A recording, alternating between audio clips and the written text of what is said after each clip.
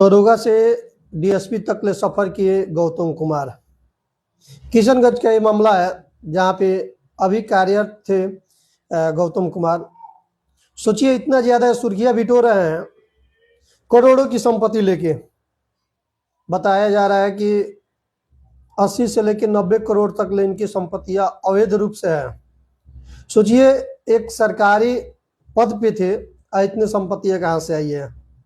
और कहा जा रहा है कि इनके पास जो इनकी नौकरानी थी वो थार से बुलेट से खाना बनाने के लिए आती थी उनके घर पे। और इनके जो महिला मित्र थी जो इनकी गर्लफ्रेंड, इनके पास सिलीगुड़ी में और नेपाल में बहुत ज़्यादा संपत्तियां हैं। और भी खुलासा इसमें निकल के आ रहा है कि 2-3 महिला मित्रों का भी नाम आ रहा है, जिसमें से सगुता शमीम जो है वो सिलीगुड़ी के हैं। सिलीगुड़ी में एक बड़ा सा कोठी है और उनका 2 फ्लैट है और 30 से 40 करोड़ की संपत्ति जो इनकी महिला मित्र हैं उनके पास है। इतना ज़्यादा ये संपत्ति बना चुके थे जो आने वाले समय में किशनगंज विधानसभा चुनाव लड़ने वाले थे। ये सबसे बड़ा खुलासा आया है ईओयू से।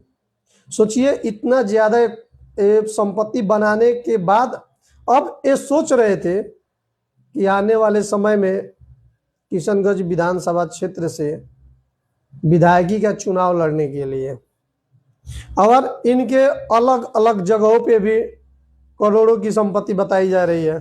किशनगंज, पूर्णिया, सिलीगुड़ी, पटना, ये इतना ज़्यादा वहाँ पे भी संपत्ति बना चुके हैं और अपने बीवी, अपने सास और इनके इर्द गिर्द जो औरत हैं, जो महिलाएं हैं, उनको भी ये पैसा देते थे कि कभी किसी को मालूम ना चले कि गौतम कुमार के नाम पे ये संपत्ति है।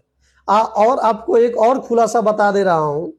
फिलहाल में जो खुलासा 31 मार्च को जो दिन हुआ था उसमें ये बताया जा रहा है कि इनके पास इतनी दस्तावेज, जमीन की दस्तावेज इतना ज्यादा है कि सोचिए कि एक भारत के सबसे अमीर डीएसपी के पद हासिल कर लिए हैं।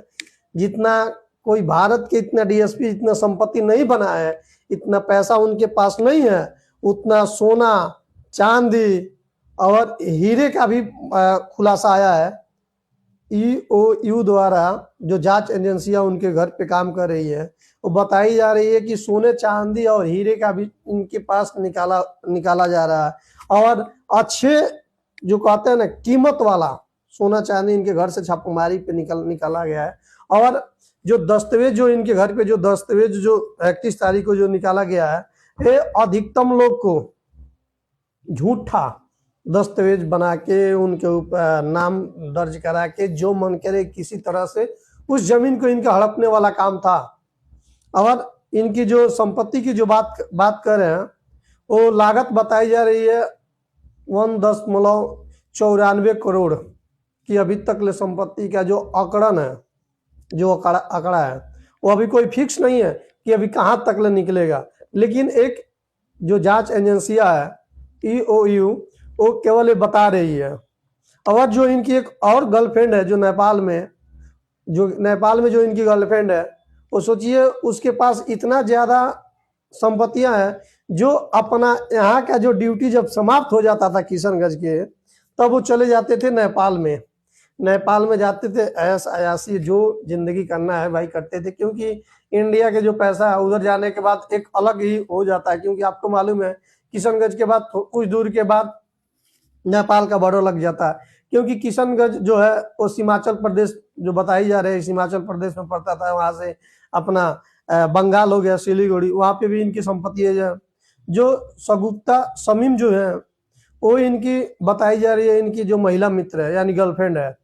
और जो वहां पे भी एक और गर्लफ्रेंड है जो नेपाल वाली, तो उसके पास भी इतना ज्यादा है कि आप सोच नहीं पाएंगे। क्योंकि ये दिमाग लगाए थे कि भारतीय करेंसी को नेपाल में जाने के बाद एक्सचेंज कर दिया जाएगा जो मेरे नाम से पकड़ा नहीं जाएगा।